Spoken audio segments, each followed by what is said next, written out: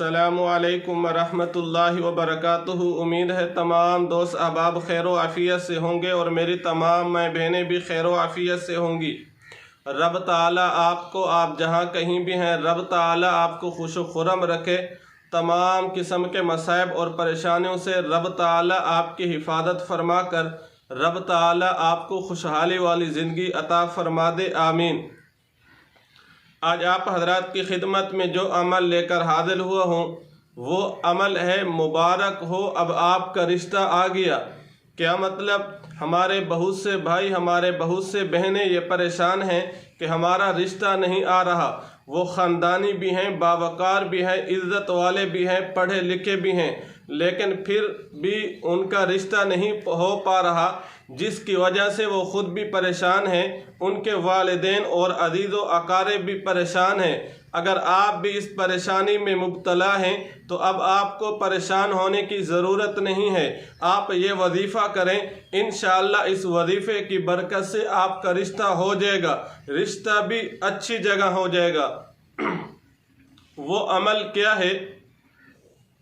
बहुत ही आसान और मुजर्रब वजीफ़ा है, जिसके करने से आपका रिश्ता हो जाएगा।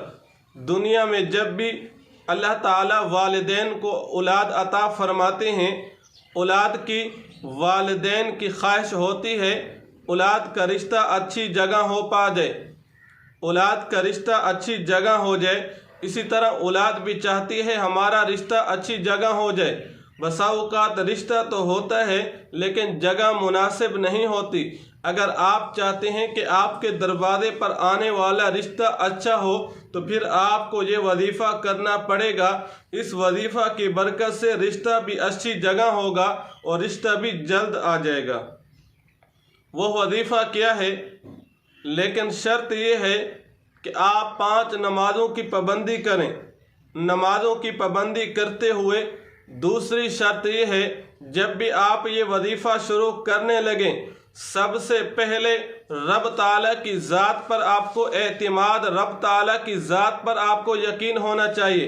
अगर आपको रब ताला की ज़ात पर यकीन नहीं है तो आपके लिए हमारे वज़ाइफ में से कोई वजीफ़ा करामत साबित नहीं होगा।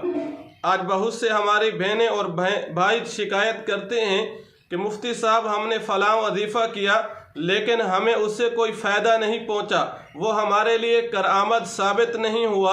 बल्कि बहुत से लोग ऐसे भी हैं जो रब्ता करके पूछते हैं कि ये वजीफ़ा हमें फ़ायदा देगा या नहीं। जब पहले से आपकी ज़हनियत बनी हुई है कि ये वजीफ़ा हमारे लिए करामत साबित होगा या नहीं, गोया कि ये अल्फाज इस बात की दलील हैं कि आपको रब ताला की ज़ात पर एतमाद नहीं है, आपको रब ताला की ज़ात पर यकीन नहीं है। इसलिए सबसे पहले अगर आप चाहते हैं कि आपका रब ताला की ज़ात पर, रब ताला के ज़ात के आप करीब हो जाएं, रब ताला की ज़ात से आप हर बात मनवा लें, तो फिर आपको रब ताला की ज़ात पर यकीन करना होगा। अगर रब ताला की ज़ात पर आपको मुकम्मल यकीन है, आप जब भी कोई वजीफ़ा करेंगे, इंशाअल्लाह वजीफ़ा करने की देर है, रब ताला के फरिश्ते वो रहमत की सूरत में आपके पास आ जाएंगे। आप रब ताला से तमाम अपनी जायज़ हाजात मनवा सकते हैं, लेकिन शर्त यह है नमाज़ों की पाबंदी करें और रब ताला की ज़ात पर आपको यकीन होना चाहिए।